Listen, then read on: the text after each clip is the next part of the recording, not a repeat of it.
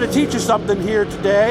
I've heard a lot of stories about helmets being something that once you put them through the ringers, let's say to a certain point, or have a bad crash, you might want to think about turning them in, or at least getting them to the manufacturer to find out why.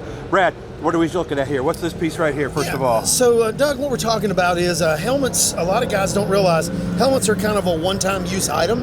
And the reason is the inside of helmets are made out of a material called EPS. It's an energy protection foam. Styrofoam would probably be the one that we know the most. But basically what happens is once these become compressed, and you can see I'm just going to press it with here, this doesn't spring back. So now all of the air from that is gone. Now we've made that area hard. It can no longer absorb energy. So now what we've got is a hard surface. We don't want to have a hard surface against our outside of our head or our brain, because now we can no longer absorb that energy. Sometimes you'll see helmets that are cracked and split and all that.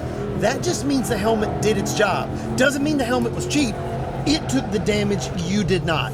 Many times, like we see with really bad car wrecks, Doug, lots of parts come off of them, all the energy goes away. Well, in this situation, it's a blunt trauma, it stays there. So if you've taken a lick to the head, a hard hit, that kind of stuff, it's always a good idea to send your helmet back to the manufacturer. Oh, so don't even try to figure it out yourself, just get it right to them. There's no reason to. Okay. Box it up, send it out. Most of them have some type of inspection program.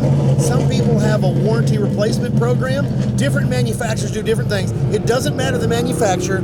Everybody uses EPS. It's the rule. We have to. That's kind of what makes us all SFI certified, Snell certified, depending on whether it's a child or an adult helmet. Send it back, get it checked out. Your life could depend on it. What does it mean when it's Snell certified? I've seen that term a lot. So Snell is a foundational organization. They basically set up a spec.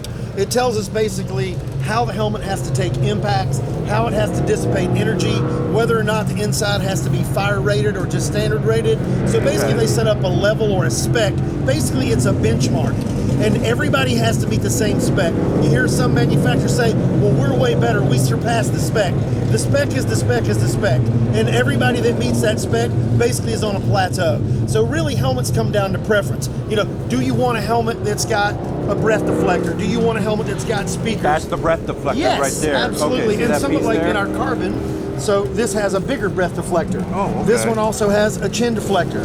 As you can see, it's got our lifetime speakers built in, radio brackets, ceramic coated. Our helmets are balanced. I wanted to go back to the Snell for a second. Yes, okay. absolutely. I noticed at one point you had to have Snell 2010 or better. Correct. Then it was 2015. They don't do that every year? Every 5 years, Every a five. new Snell certification comes out, traditionally in September of that year. Okay. So the Snell 2025 certification, we won't likely see until September of 2025. What are they allowing today? Are the 15s still good? 15s are still good. Most series Okay. allow 10 years of dating. Oh, is that how it works? Some series Okay. only allow 5 years of dating, but most So of like the NASCAR would probably be 5, most of the right? Sportsman Series events, they allow 10 years of dating. Okay, so this is the stuff, guys. If you have a really good lick, you hit the cage or something with the helmet, or even if you just question, get whoever your manufacturer is, not even be Brad, might be somebody else, and get with them.